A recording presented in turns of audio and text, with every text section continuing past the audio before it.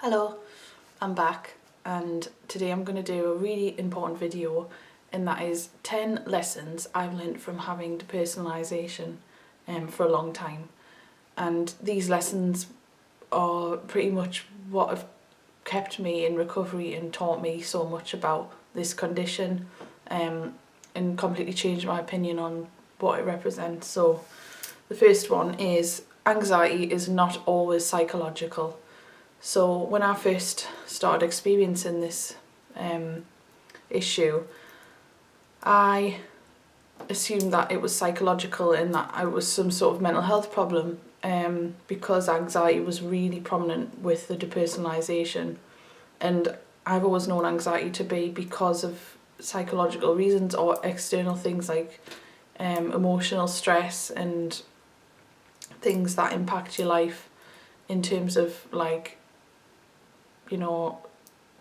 factors that influence your mood and behaviour. But I've learned that actually anxiety can also be part of things that are more internal and physically happening in the body, which I've explained in other videos like deficiencies and toxicity.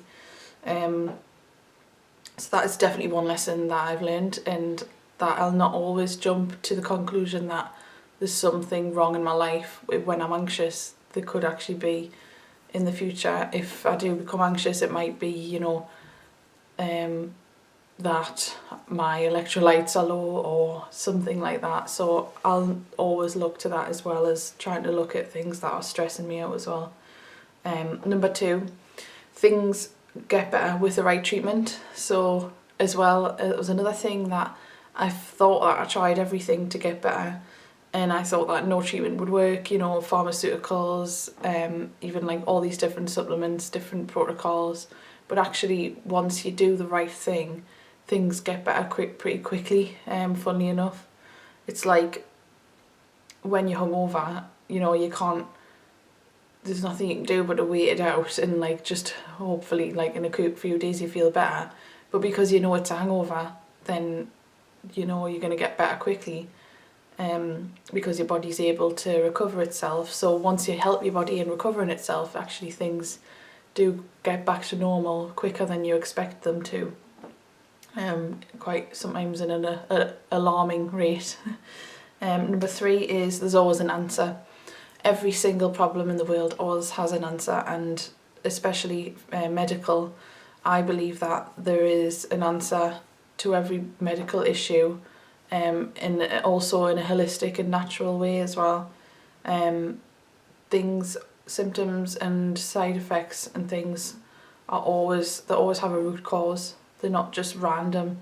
You can get random pains somewhere, when you get stabbing pain in your chest or something, like on your stomach. Sometimes that can just be muscle spasms or whatever, but things like chronic conditions always have a root cause. They haven't just come out of nowhere, whether that be like genetics or external factors, environmental things. There's always a cause, and therefore there's always a solution. Number 4 is that I'm not alone, and for a long time I felt like the only person on the planet. I felt like the only human on the planet. And through my recovery, I've learned that actually there is people like us going through exactly the same thing, and a lot of people don't know what is wrong, or don't know why, or they don't even know what this is called. And there's more people on the earth walking around who are struggling internally than you might think. Someone on the street who you walk past, you feel like you're invisible to them, but they probably feel like that to you as well. So just remember that no matter how bad you get, there's always someone right now sitting somewhere more, in a mess than you are. So it's best to connect with people who are going through the same thing, but not to bring each other down, but to be a positive impact and influence on each other's lives. Throughout my recovery, I met someone online who was going through similar things to me, and it really helped to connect with her, because that made me feel like I wasn't alone. Because even though your family and friends might not understand you and what's what you're going through, there is always someone that does. And no matter what symptom or thought or sign you have, someone's already been through that and got through it. So you're not alone in that aspect. Number 5 is I'll never go crazy. Obviously, when I was experiencing really severe anxiety and depersonalization, I thought I'd lost my mind. I thought I had psychosis, schizophrenia. I thought I was hallucinating. And no matter how bad my mental health got, I never totally lost control. I was always able to pick myself up again and be semi-okay, and obviously better now. So, if one of the common myths is that people think that they're going to experience psychosis when they're having a panic attack, but actually, and that they really fear that. But actually, it's important to know that people who experience psychosis don't actually know that they're having delusions because they think it's real. So, if you think, oh, what if I hallucinate, or what if I'm this, that, or the other, it's actually, you wouldn't even know about it anyway. And that's a totally different part of the brain that's affected. Anxiety doesn't have correlation with psychosis. When people are having psychosis, they have anxiety, but it doesn't mean that anxiety creates psychosis. So you need to remember that. Number 6 is how much I can actually tolerate, how strong I am. There was days where I just didn't want to ever get out of bed again, and I would still pull myself together and go downstairs, eat something, sometimes go out and leave the house, and I felt awful. I can't describe, and I can't imagine feeling any worse than I did. And I was still able to just somehow get changed, put makeup on, and go and integrate with the world. And I just didn't know I had that strength and that sort of resilience, really. So now I know that no matter how bad it ever gets in the future, I know that I can always function.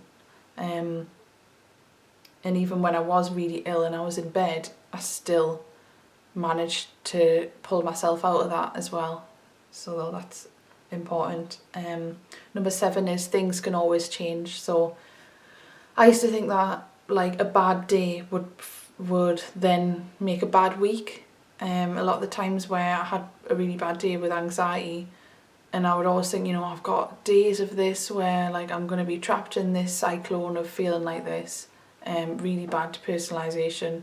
But actually, I feel like each day is a new opportunity, and just because the day before was bad, moods can change quickly and surprisingly quickly. And I don't really know how it works, but sometimes I'd be really down, crying and just panicking, just feeling really panicky, feeling really disconnected, and then it would pass, and then an hour later I would feel kind of alright, and I was like, well, how weird. And it's so important to remember that you kind of forget how bad episodes were when I forgot how bad panic attacks were until I experienced them again. And every time I experienced them, it was a new thing. It was I've never felt this bad before, but actually I've felt worse. But your brain actually recovers quite quickly and forgets negative experiences. So number 8 is doctors aren't gods. Doctors aren't always right. Western doctors, they do wonderful work with patients, but other times in cases like mine, they haven't got a clue. Unfortunately, they don't know anything other than what they've been trained to learn about. It's not their fault, they're not stupid. It's just that they've not knowledgeable in the subject that is unknown. In medical school, people weren't taught about DNA. GPs don't know anything about methylation, detox, and toxins, and heavy metal toxicity, parasites. Haven't got a clue. Even at the top hospitals in the NHS don't know.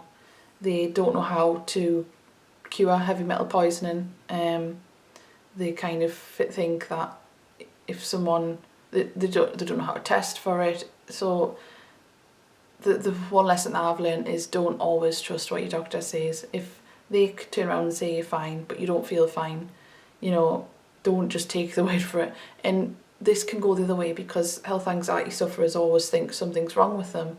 But there is actually a line that can be crossed where you convince yourself that there's nothing wrong with you because you think it's health anxiety, whereas actually there is. Which leads on to the next point for me was I needed to always trust my instincts. I always knew something was wrong and I always felt poisoned constantly. But I never sort of went down that path because I just thought that was anxiety or paranoia. But it was always like in the back of my mind that I felt like I had been poisoned, and actually it was right. So you need to really follow your instincts, and your body knows what it needs. Your body sends you messages, you know, dreams, things like that, to tell you what is wrong, and just listen to what your body wants and what it needs and what it says.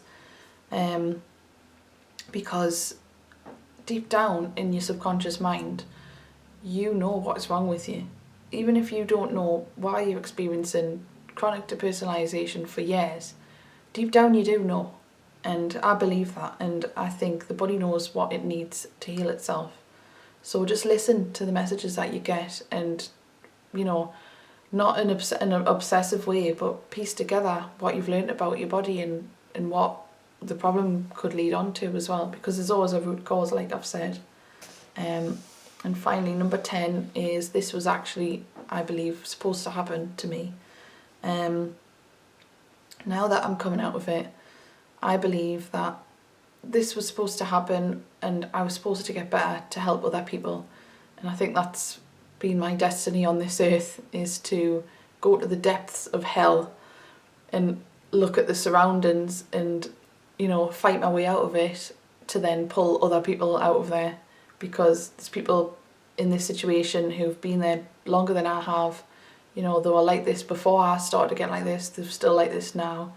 And I was supposed to go into that episode and learn about it, get all the wisdom to then make myself better and then go back and help other people. So that's what I'm doing with this channel and in the book I'm writing. So those are the 10 lessons I've learned. There is a lot more, so many more about anxiety and things, but those are the ones that you should really take into account. And I hope this gives you a bit of hope, because if I knew all this at the start, I probably wouldn't have spiraled as much as I did. But you do need to remember, nothing's impossible in life, and there is an answer for everything. So never give up, never stop. Just keep ticking off things that you feel that you need to look into, and eventually you'll get to the root of the problem. So I hope this helps. I'll speak soon.